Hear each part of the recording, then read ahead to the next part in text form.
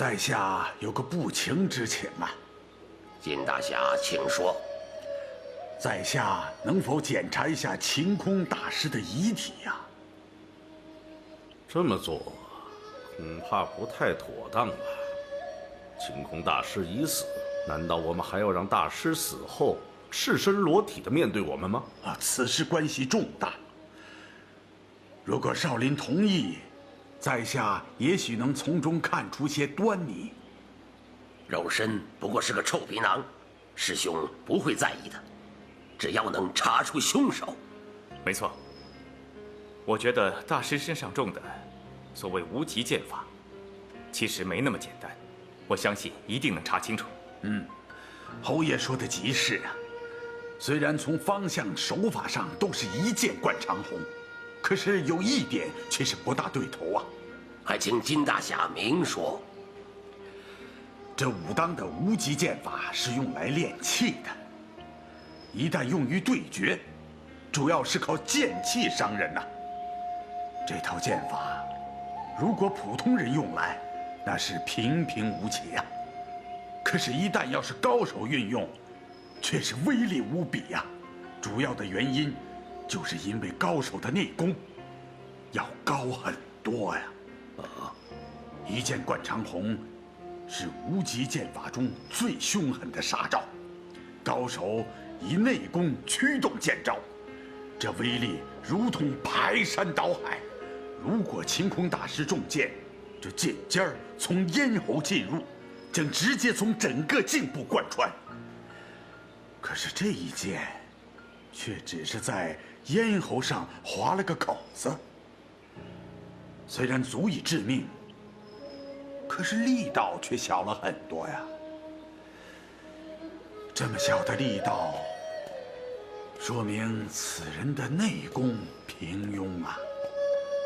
可是一个武功平庸的人，怎么可能与晴空大师动手？更不可能还杀了晴空大师啊！所以这是自相矛盾。也许晴空大师当时一时失神，遭人暗算。不会，两大高手过招，应该不会那么容易失手的。可是我们并不知道大师当时的身体位置，更不知道大师当时用的是什么招数啊。王大侠说的也有道理。不对，正面中箭，自然是面对对手啊。说不定大师当时正在急退，所以才会中箭。不可能的。以晴空大师来说，他不可能不知道对方运用的是无极剑法，更不可能不知道这高手使用一剑贯长虹的剑气要长达数丈啊。晴空大师是在山谷中与人对决，怎么可能会退出这么远？更不可能不知道向两边躲闪呐。哎呀，别在这儿瞎猜了。比武的时候有无数的意外情况发生，除非你当时亲眼所见，否则你永远也搞不明白当时的情况。所以，在下需要检查一下晴空大师的遗体呀。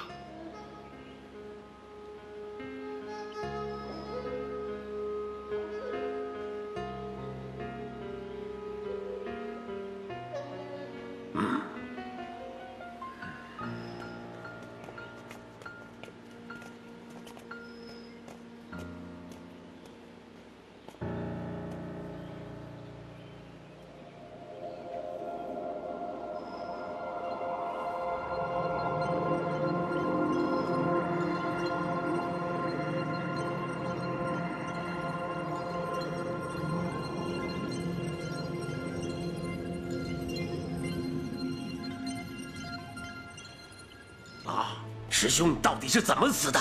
那大师就不是死在无极剑法之下。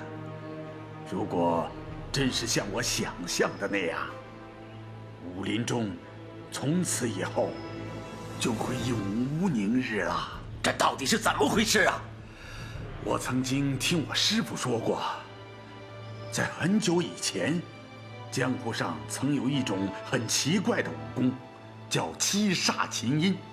七煞琴音。会这种武功的人，是一个行为十分怪异的老者，名叫不老神仙。无数的豪杰都想铲除这个祸患，不过没有一个人打赢过他，而且全部都丧了性命。从此以后，这个人就消失了，七煞琴音也就从此失传了。那都是100多年前的事情了。原来这背后还真有人搞鬼啊！可是，到底谁有这么大的本事呢？一定是白水宫那个妖怪。白水宫？你刚才说那个不老神仙就是邪派的大魔头。我们今天的五行魔教，也就是所谓的白水圣母，他的武功十分怪异，就仗着这种武功，把邪派和魔教重新的整合在一起，来对抗我们中原武林。五行魔教，我少林绝不容你！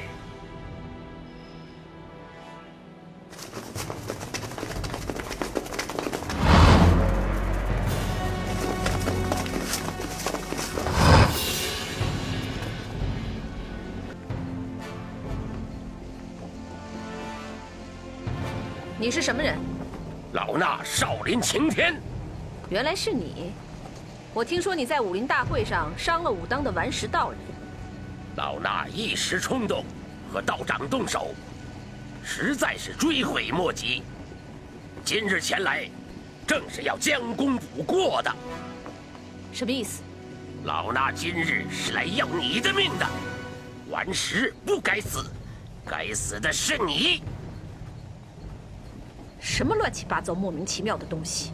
老衲今日倒是要看看，是你的七煞琴音厉害，还是我的狮子吼更强？什么七煞琴音？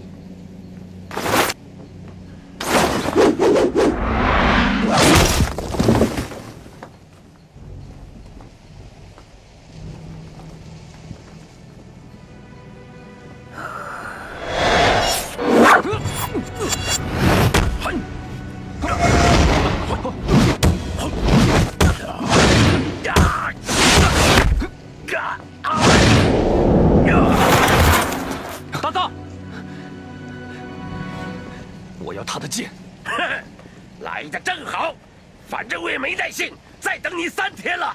呀！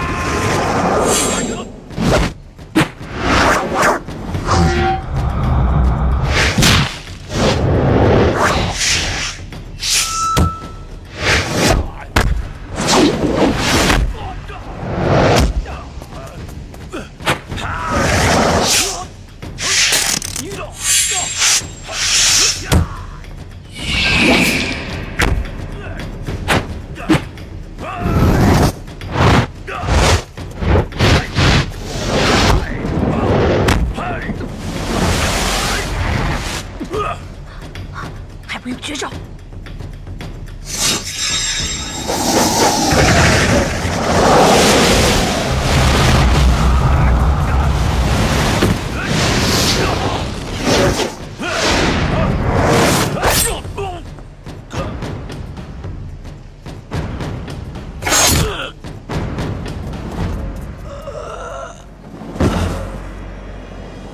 住手！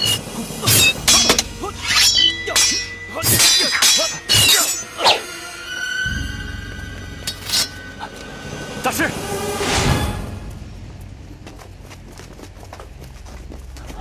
大师，大师，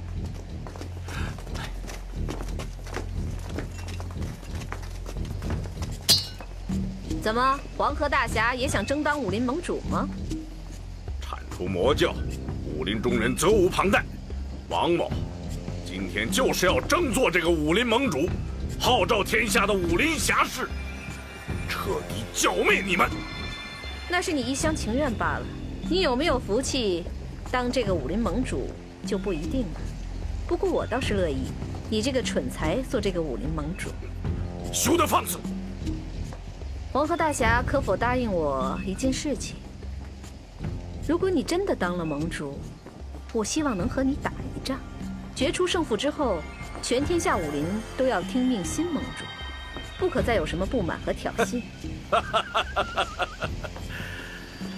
你好像能做武林盟主一样。好，我答应你，一战定江山。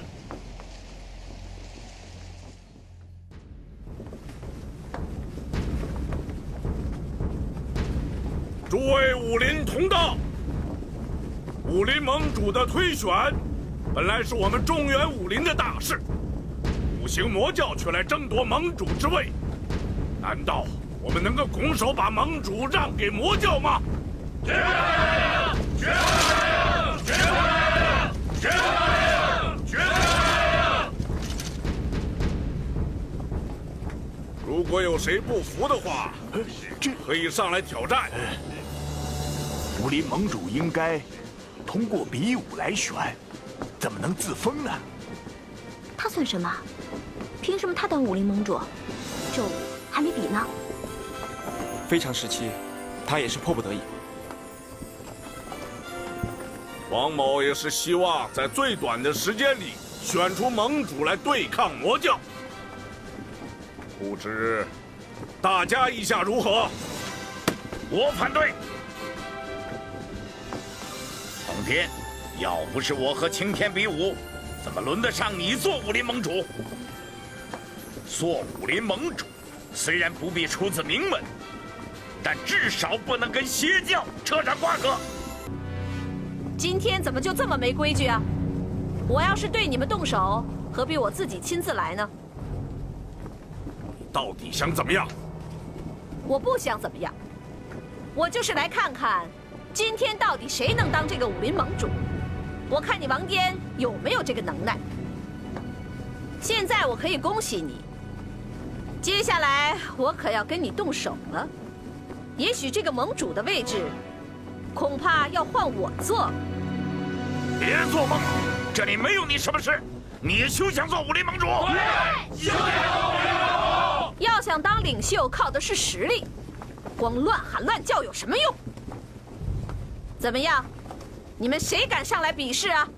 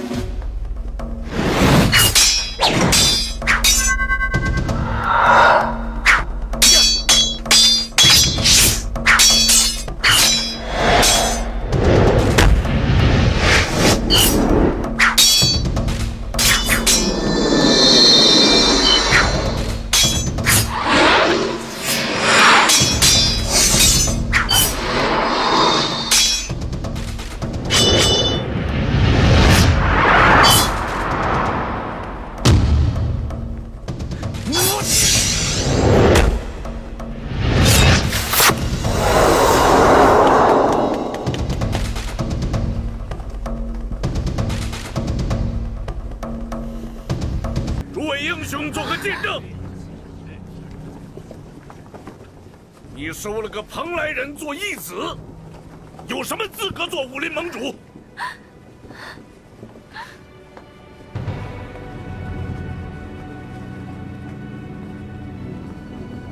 宝玉，你愿意吗？只要杀了呼延大藏，我什么都愿意。范宝爷。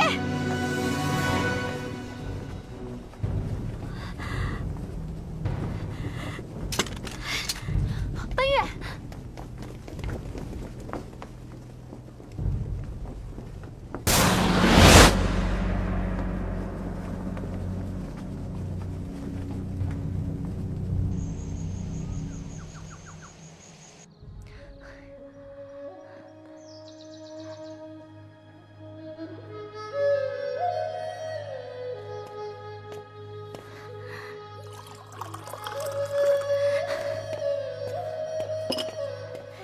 你为什么不当武林盟主？你为什么不肯出面？如果你肯出面，天下就不会这么乱，武林盟主也轮不到王颠来做。宝玉也用不着替他去跟呼延大造比武，他也用不着把珠儿许配给宝玉。你到底是怎么想的？奔月，你冷静一点儿。我能冷静吗？宝玉都要娶别人做老婆了，我怎么冷静？我知道你很不开心，我也很失望，我对这个江湖非常的失望。说什么武林豪杰，晴天和顽石身为少林和武当的掌门人，为了一时之气，竟然大打出手，结果令2个门派两败俱伤。那又何必呢？为什么他们那么鲁莽？因为江湖之事实在太难预料了，在江湖里面的感情一样是很难预料。奔月，我们也是一样，可以回到船上去住，过我们无忧无虑的生活，好吗？你别跟我讲这些大道理。那你为什么不阻止王爹把珠儿嫁给宝玉？这个你总能做到吧？是不是我不再叫你爹了，你就不管我的事了？奔月，你不能够这样说话，侯爷他是有难处的。你把我当不当你爹并不重要，我永远都把你当我女儿。我不想让你受伤害，听我的话，回去吧。不，我要跟宝玉在一起，死也要跟他在一起。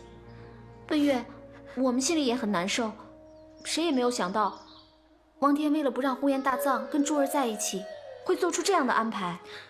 依我看呢，方宝玉那个小子就不是个东西，他自己怎么就不拒绝呀？这种事情别人插得上嘴吗？夏蝉，行了。方宝玉是他外公白三空养大的，在这个时候，他什么条件都会答应。我不想因为你们的鲁莽，害了你们一生。因为我是你爹，我不想我的女儿因为这个而受伤害。听我话，跟我回去。那说明宝玉的心里面根本就没有奔月。夏蝉，你少说2句就不行吗？本来就是嘛。奔月，你别着急，宝玉是不会跟珠儿在一起的。你怎么知道？不行，我要去问宝玉，听他亲口告诉我，到底是怎么回事。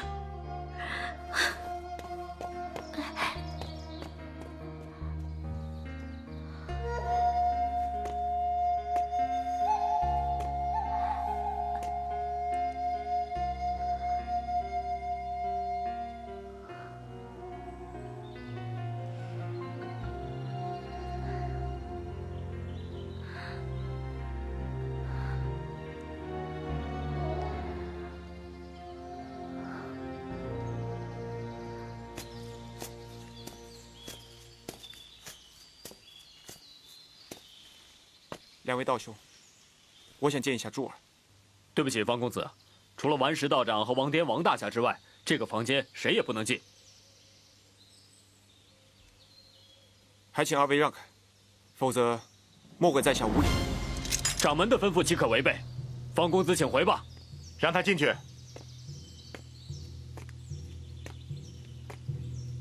你们退下吧。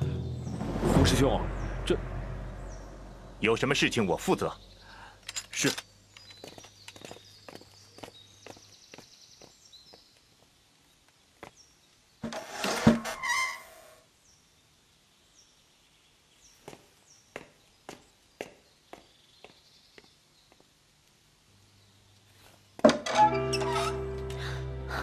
宝玉，求你不要杀大藏。珠儿，来，坐下说。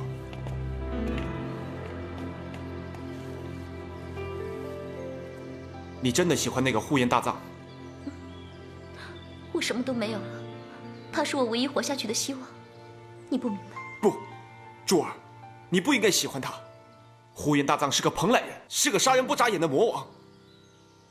真不明白，你到底喜欢他什么？当初他杀了我外公，你不是还鼓励我，让我学好武功，为我外公报仇吗？他不是杀人魔王，你不能这样说他，你根本就不了解他。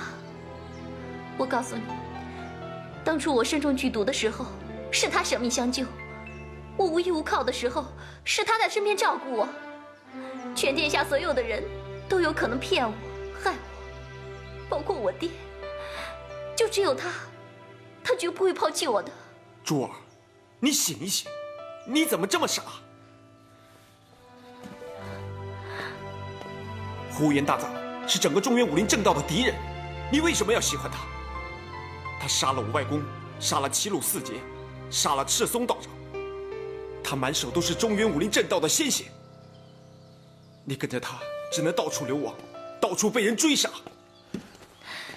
宝玉，糊涂的是你啊！你怎么就看不出我爹是在利用你呢？他为了争夺武林盟主，连自己的亲娘都能杀害，还有什么事情做不出来？我不管，我一定要杀了呼延大藏。你跟着他不会有幸福的。我们俩从小一起长大，我不能眼睁睁地看着你这样错下去。珠儿，我知道你是迫不得已才跟他在一起的，我真后悔，当初没能早点把你救回来。我心里一直都在惦记着你。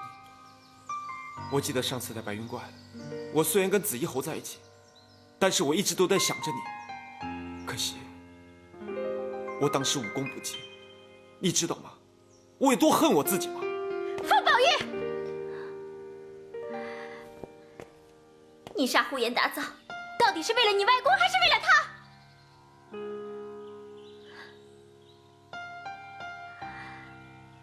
在白云馆的时候，你心里始终想的是他，是吗？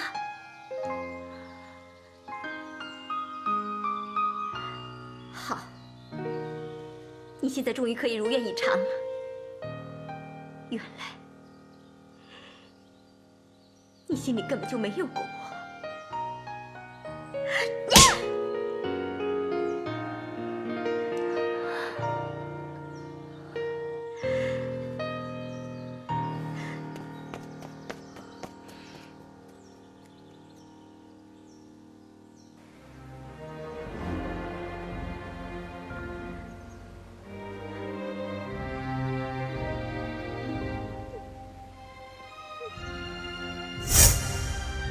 珠儿，我知道你是迫不得已才跟他在一起的，我真后悔，当初没能早点把你救回来。我心里一直都在惦记着你。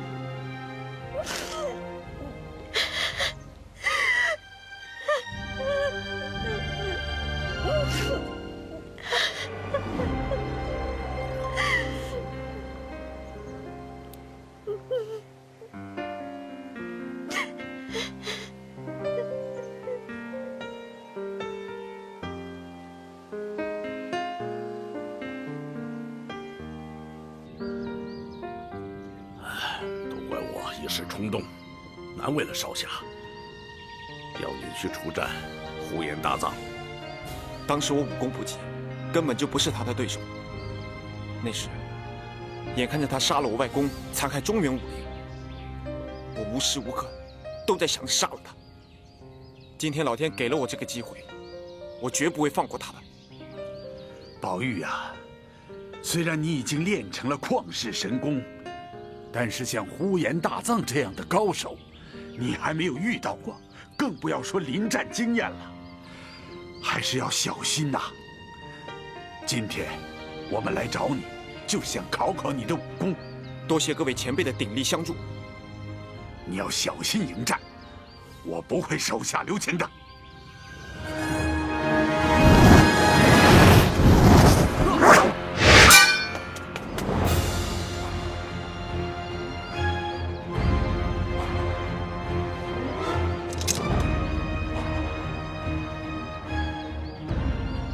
宝玉呀，今天我就用大藏的功夫来考考你。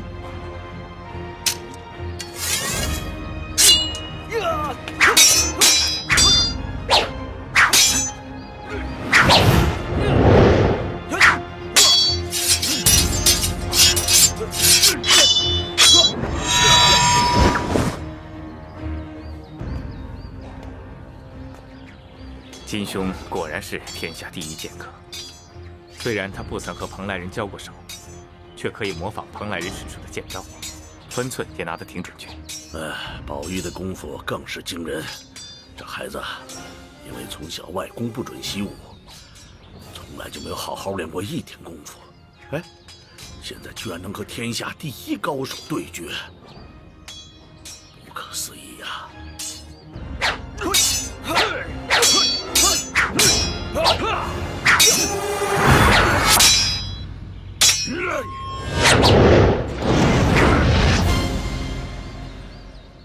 宝玉啊，你这样是绝对赢不了对方的。你现在手上只有这套君子剑法，在剑招上是绝对赢不了那呼延大藏的。那我应该怎么办？你现在完全用戒日神功来护体，这种方法虽然能够自保，却完全不能攻击对手。只有将戒日神功和君子剑糅合在一起，才能利用你内功的优势，来击败对手啊！我知道。蓬莱人用的绝招叫做厌反，你可要小心呐！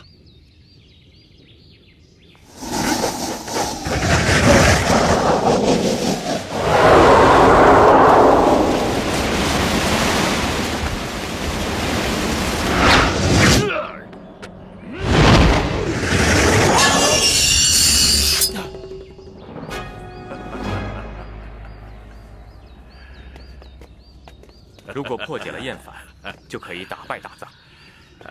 你要记住啊，一定将戒日神功和君子剑融汇到一起，才能够取胜啊！宝玉知道。有了宝玉的神功，就一定能让呼延大藏束手就擒。王大侠，有件事情，希望你一定答应我。走，我们到里面去说。走。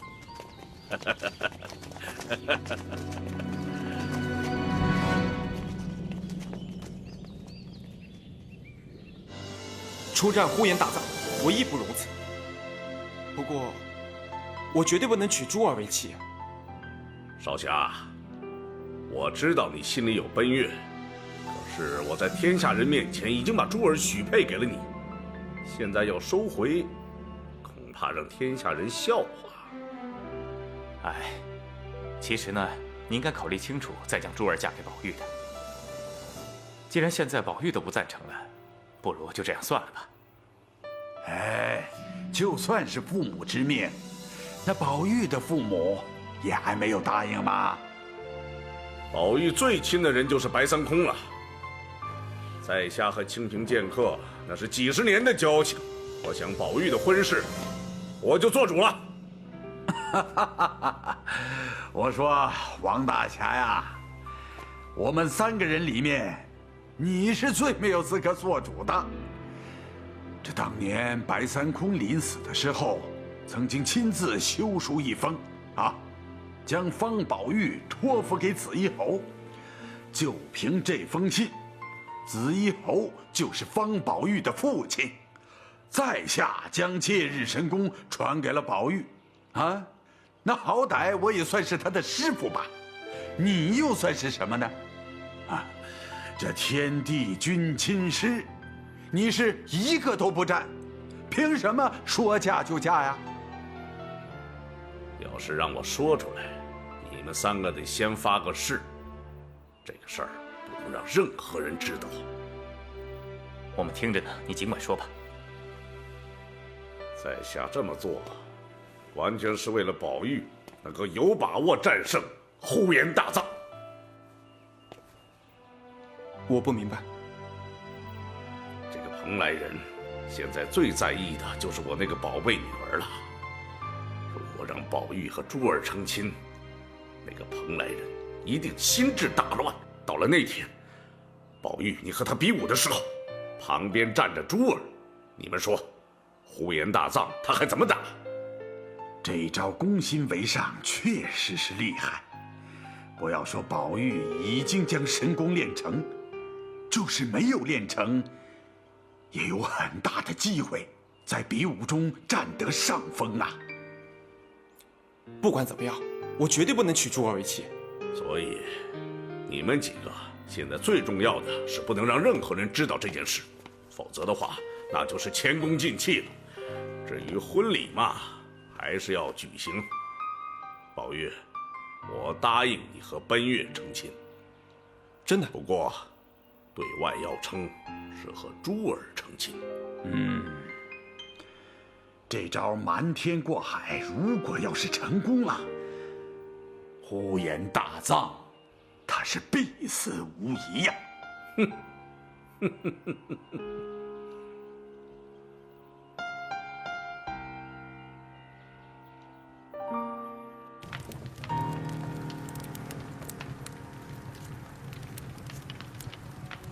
我已经见识过方宝玉的武功，绝非一般的武林高手可比，甚至在紫衣侯、金祖阳等人之上。我担心这场比武啊。上次在白云观，他根本没什么武功，这次相遇完全不一样。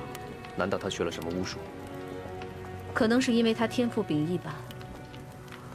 小的时候，大家都认为他的骨骼和体质，天生就是练武的料，而且他又聪明异常。什么东西一学就会，后来又有了这段奇缘，所以可能才有了现在这样的身手。你为什么那么了解他呢？哦，我之前曾经跟他交过手。那结果呢？你要想取胜，蛮拼是不行的，更别指望想在招式上取胜。如果想在招式上取胜的话，那我该怎么做？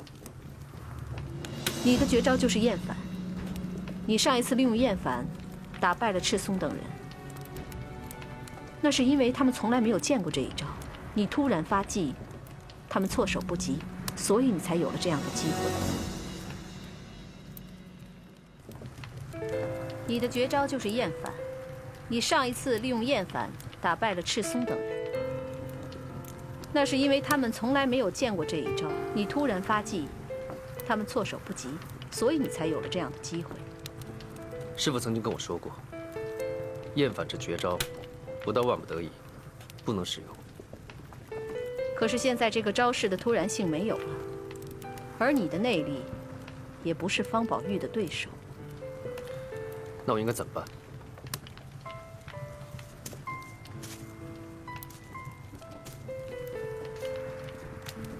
方宝玉的武功刚刚练成不久，临敌经验不足是他最大的弱点。所以我认为你应该利用自己的经验丰富，随机应变，争取主动，这样你才有机会。你有取胜的把握吗？我会尽力而为。一定要有必胜的信念才行。尽力而为是弱者的借口。不用担心，我的厌反没有人可以破解。可是你知不知道，今天金祖阳用你的厌反攻击了方宝玉，结果被他化解了。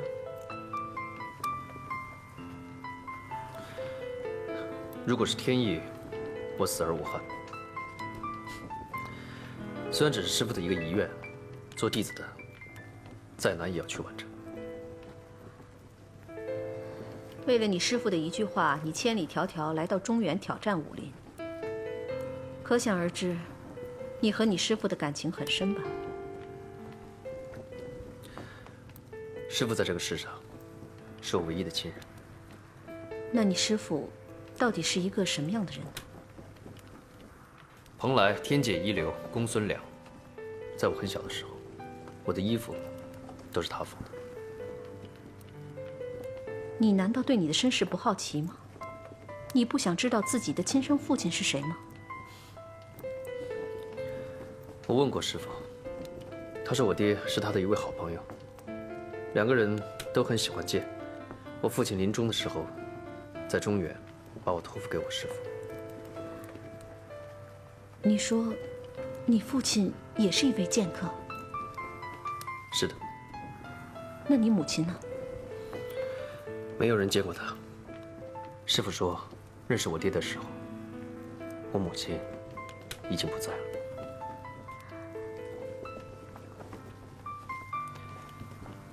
这个是我爹留给我唯一的东西。能让我看看吗？嗯。虽然爹不在了，但是他还在，就像我爹在我身边一样。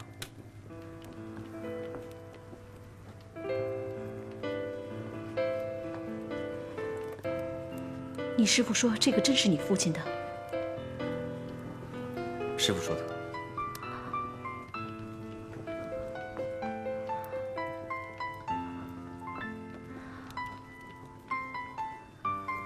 你能让我单独待一会儿吗？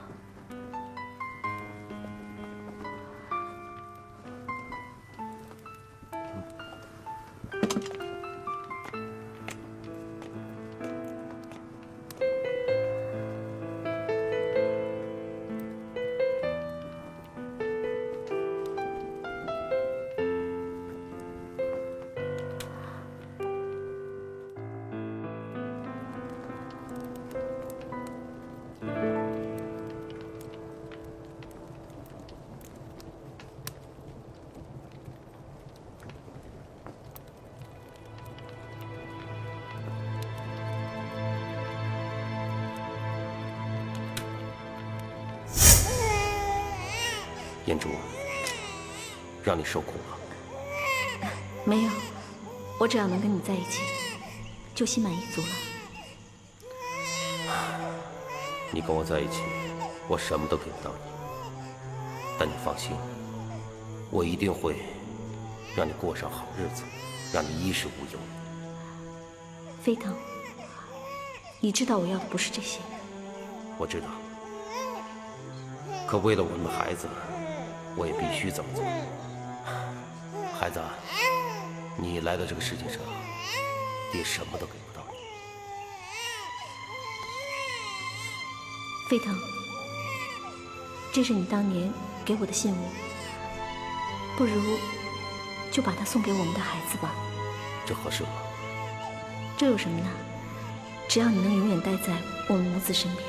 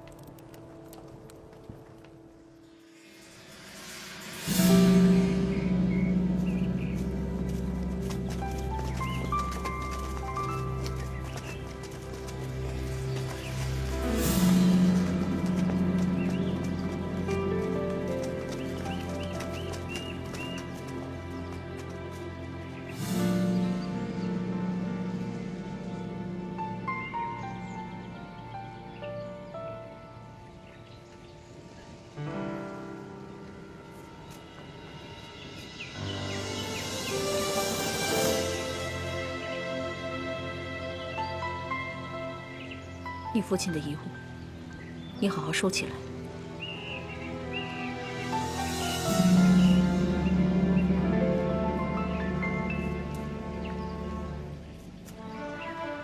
生母，是不是有什么事？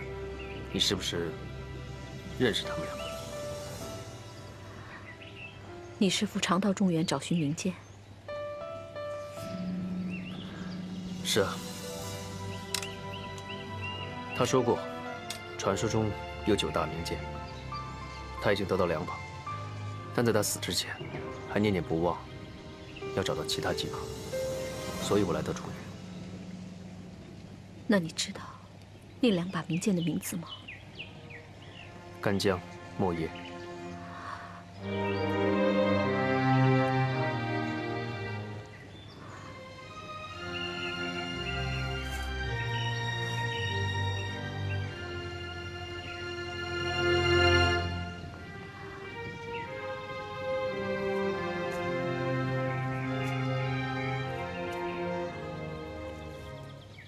你有没有想过，也许自己是中原人？虽虽然我会说汉话，但我绝对不是中原人。我是蓬莱人，那里才是我的故乡。如果你是中原人呢？我是天界派唯一的传人，所以我绝对不是中原人，我更不愿意做中原人。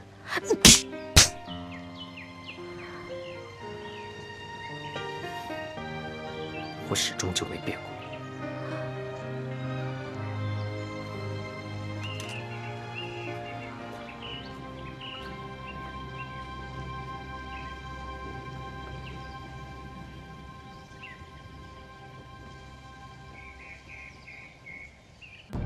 你确实机警过人，可是你要是把脑筋动到我的身上，我可会让你死无葬身之地。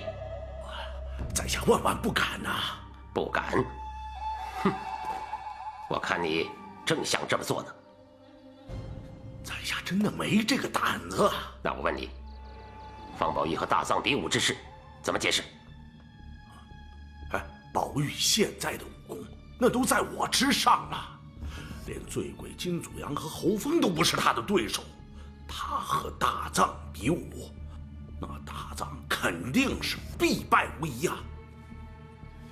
宝玉是我从小带大的，我从不教他一招半式，就是希望他用心读书，永远不要介入武林的恩怨。当初之所以要把他托付给紫衣侯，就是因为此人总是逍遥海上，离中原很远很远。谁知道啊？你不用为他担心。宝玉这孩子是受了点苦，可是他练就了世上罕有的神功，这不是可喜可贺的事吗？练成神功，就可以做你的棋子来杀大藏吗？这有什么好？宝玉毕竟是白家的骨肉，如果有什么三长两短，我第一个杀的就是你。你放心吧，宝玉和大藏比武啊，宝玉一定能胜。我利用我那宝贝女儿，让大藏心神不宁，到时候那大藏就一定会败在宝玉剑下了。如果那个大藏死了，白水圣母会答应吗？他肯定会来找宝玉寻仇的。太有，我什么时候说过让大藏死在宝玉手上啊？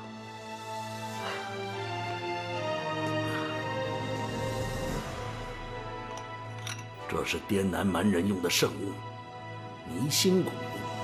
迷心蛊，它有什么用？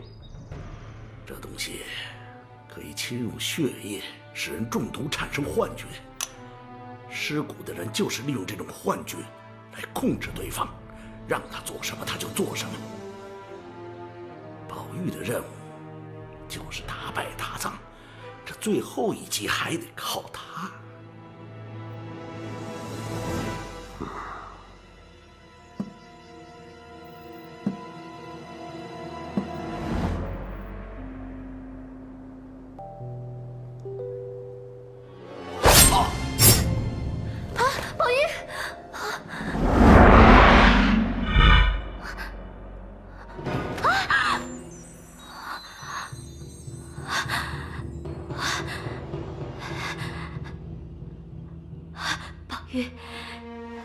不是说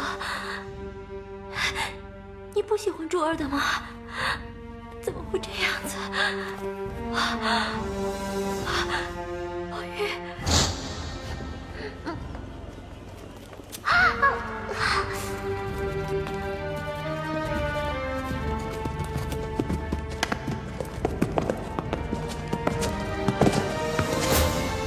我就将小女许配给宝玉，诸位英雄做个见证。只要杀了呼延大藏，我什么都愿意。你不要我了，你不要我了，你不要我了。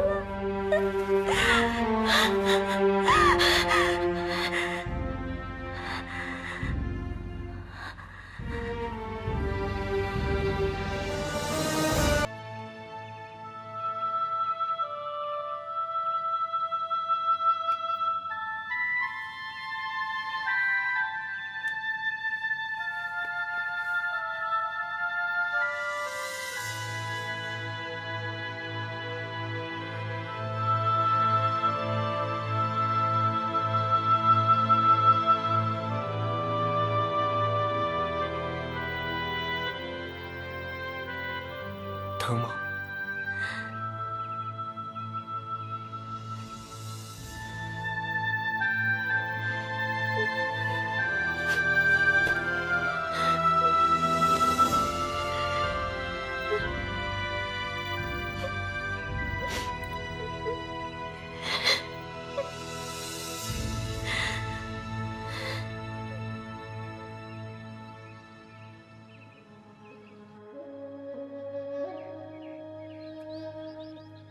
这一次真是多谢盟主的好意，可以成全这对新人。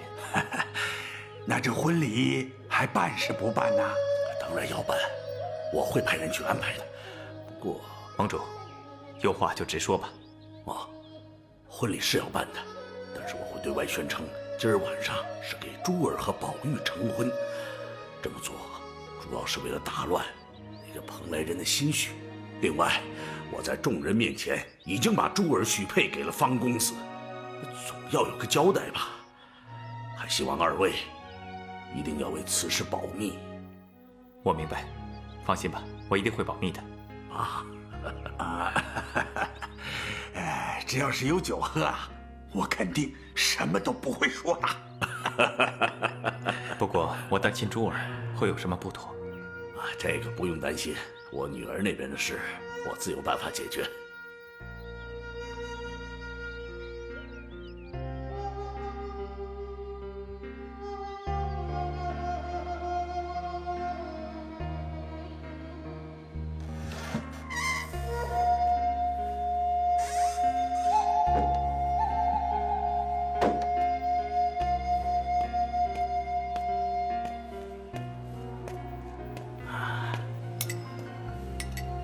专门给你熬的参汤，喝点吧。这白云观什么都没有，等我忙完了，马上就带你回家。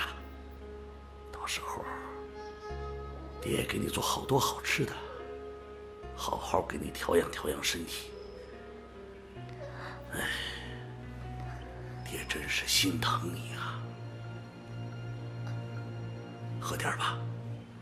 把汤碗给我。好。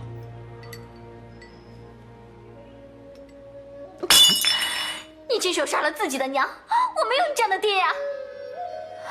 爹的苦衷，你不会理解。你出去，你快出去啊！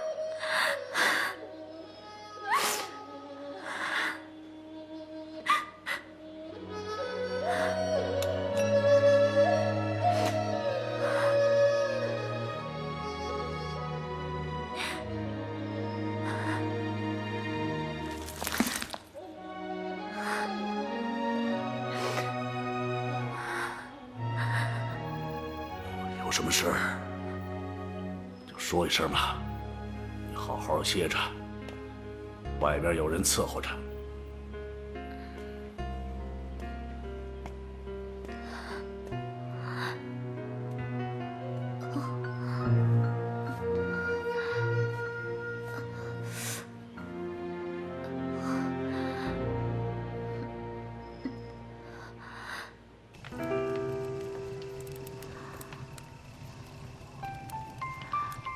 飞腾，我应该怎么办？到底应该怎么办？你去世以后，我疯了一样的去找我们的孩子，整整半年，我找遍了你可能到过的所有地方，我以为他死了。我恨我没有能力去保护我们的孩子，可是我没有想到。他居然还活着，飞腾，飞腾，飞腾，你听见了没有？我们的孩子他还活着。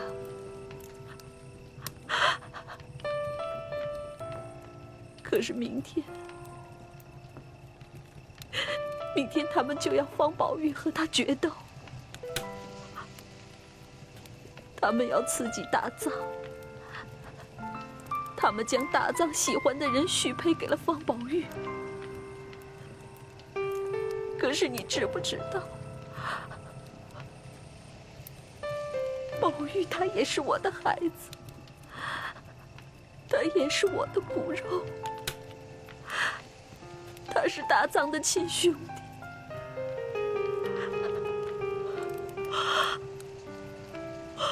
我好难，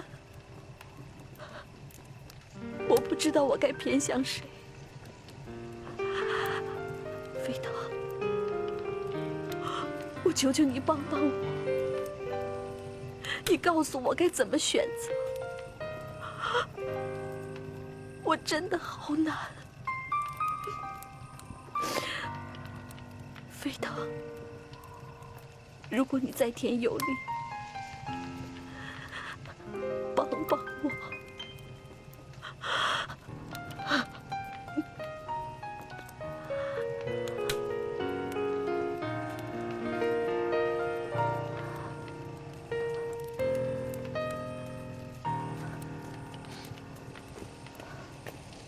启禀圣母，什么事？白云观张灯结彩，探子来报，说是方宝玉今晚要和王颠的女儿完婚。知道了。该怎么办？什么怎么办？不会让他们得逞。我敬你一杯。希望你明天打败蓬莱人，也恭喜你和奔月姑娘终成眷属。好，来，为了明天的成功，我可跟外面的武林同道说，今儿晚上的新娘子是珠儿，让你受委屈了。那可要罚你喝3杯酒啊！这可不行啊！不行！你知道外面有多少人嚷着要进来敬酒，都被我给挡回去了。那些道士我都没让他们进来。没见过的那些武林群雄啊，抓住我不放，非要拼着命的给我灌酒。来，喝一杯。来啊！来。奔月交给你了，我也算了了一桩心愿。能和奔月在一起，那是我的福气。侯爷您放心，我一定会好好待他。我知道你一定会。明天是中原武林扬眉吐气的日子，来，干杯！啊，来，喝酒，干！来，来，慢上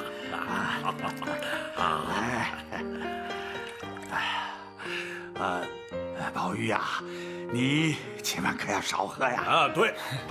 金大侠，您放心，我不会多喝的。宝玉，你必须知道，你一定要将戒日神功融入到君子剑法，才有机会击败那大藏。这一点，你还是不太熟练。金兄说的对啊，其实你的临战经验不一定比那个蓬莱人多。如果你想赢他，一定要用内力去压住他，这样才会有机会。我知道。宝玉啊，这把剑借你明天杀敌。金大侠，这可是您的心爱之物啊！金兄说的对，你有了这把剑的话，一定会无往而不利。留在我身边，我早晚拿它换酒啊！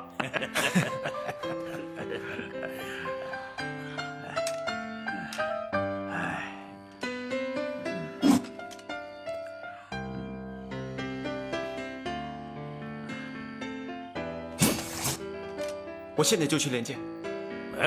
这是你的新婚之夜，我看就算了吧。是啊，怎么着也得先见见新娘子再说嘛。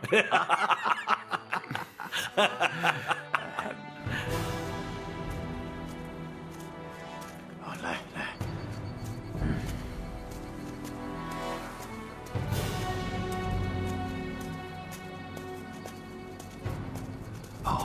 看，侯爷，你看，就是这里。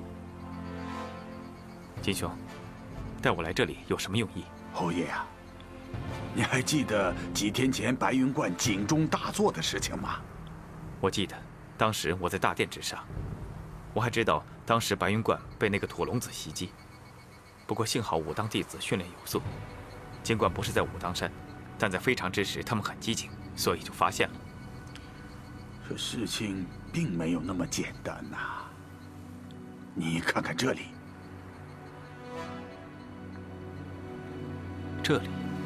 这切口很平整。侯爷，如果我用开山斧之类的兵器砍断这么粗的木头，这刀口一定是倾斜的很厉害呀。可是你看，这么齐的切口，一定是用非常薄的兵刃，比如像是长剑一类的兵器呀。没错，如果是用长剑的话，那此人的武功可以说是深不可测，一定要做到人剑合一，才能有这个效果。不过，这和警钟有什么关系呢？哎呀，当时我就在现场，眼看着这节断木飞了出去，撞向远处的大钟啊！到底是什么人做的？我当时只是看见一个灰影冲下山去，我去追，可惜没追上啊。一定是高人之中的高人。可是，不知道是敌是友啊。不是敌人。如果是敌人的话，他根本不会发出信号，让拓龙子被抓住。这如果是朋友，那他就应该现身呐。这如果是敌人，以他的功力，那这个人很有可能是杀害晴空大师的凶手。啊！无论如何，要加倍小心，千万不能让宝玉出事。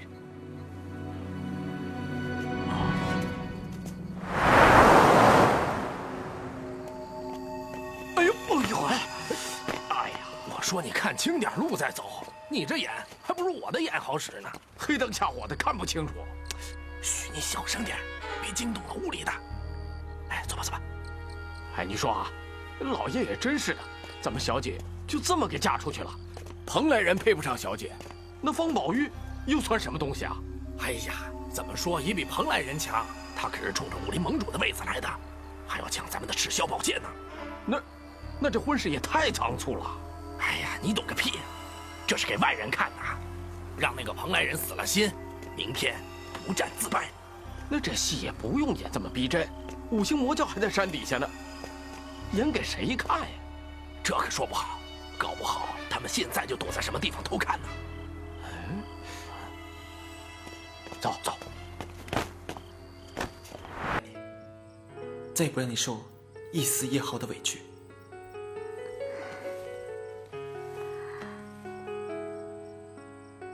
宝玉，你答应我，不论明天结果怎么样，你都要回来，都要回到我的身边来。我答应你，不过你也要答应我一件事情，以后再也不要做伤害自己的傻事了。你放心，有你在我身边，我再也不会做那样的傻事了。哦，对了，刚才金大侠把他的玄铁重剑借给了我，他说，只要将内功注入到君子剑法，就有十足的把握打赢这一仗。刚刚我还以为他们会把你灌醉呢。我当然知道什么是轻重了。你先好好歇歇，我去练火剑。你去吧，我等你回来。可是，我真的舍不得让你一个人待在这里。我又跑不了，放心去吧。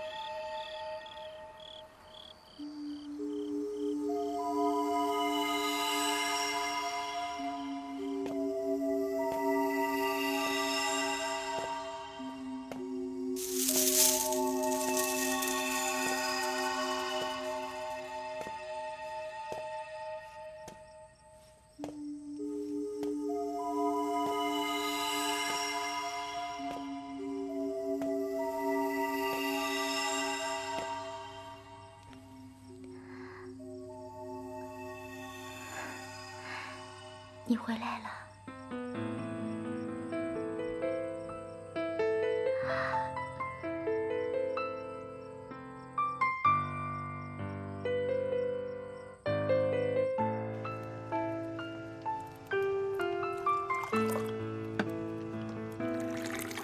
来，祝你明天马到成功。喝了这一杯，明天的比武一定会成功的。剑，完成他一生的愿望。我来到中原的时候，心无杂念，什么都没有，一心想着帮师父找剑，所以每次出手的时候，都是带着同归于尽的想法，不像现在。现在你担心珠儿，担心他有什么不测，更不希望自己也死去，是吗？不是，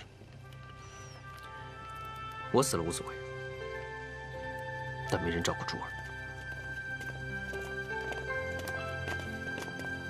怎么，男人们喝酒也这么沉闷吗？圣母，明天的比武，我们有90%的把握取胜。